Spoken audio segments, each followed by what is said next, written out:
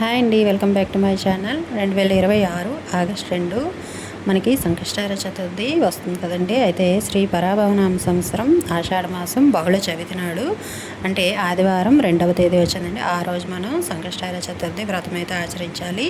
పౌర్ణం తర్వాత వచ్చే చతుర్థి రోజు కదా మనం ఈ సంకష్టార చతుర్థి జరుపుకుంటాం. అయితే ముహూర్తం 2026 ఆగస్టు 1 అంటే శనివారం రాత్రి 9:28 ప్రారంభమవుతుందండి. ఆదివారం అంటే 2వ తేదీన రాత్రి 9:08 వరకు కూడా చవితి తిథి ఉంది. అంటే ఆదివారం మనం జరుపుకోవాలండి. సూర్యోదయ సమయం ఉంది, అలాగే చంద్రోదయ సమయం కూడా ఉంది. మనం చంద్రుడు సమయం ఎందుకు చూస్తామంటే మనం ఆ రోజు చంద్రుడికి అర్ఘ్యం సమర్పించిన తర్వాత మనం ఉపవాస విరమణ చేయాలి కదా. నామం గజానన నామం అండి. పీఠం స్వర్ణపీఠం. చంద్రోదయ సమయం 9:02 ఆదివారం నాడు అంటే మనం ఆదివారం జరుపుకోవాలండి. అలాగే కొత్తగా ప్రారంభించాలో ఆషాఢ మాసంలో చేయొచ్చా అంటే ఆషాఢ మాసంలో చేసుకోవచ్చండి. వ్రతం పర్వాలేదు.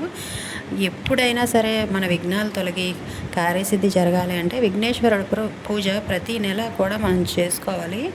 అలాగే స్వామివారి ఆశీస్సులు ఎప్పుడూ కలగాలని చెప్పి కోరుకుంటున్నాను. వీడియో నచ్చితే లైక్ చేయండి, షేర్ చేయండి, సబ్స్క్రైబ్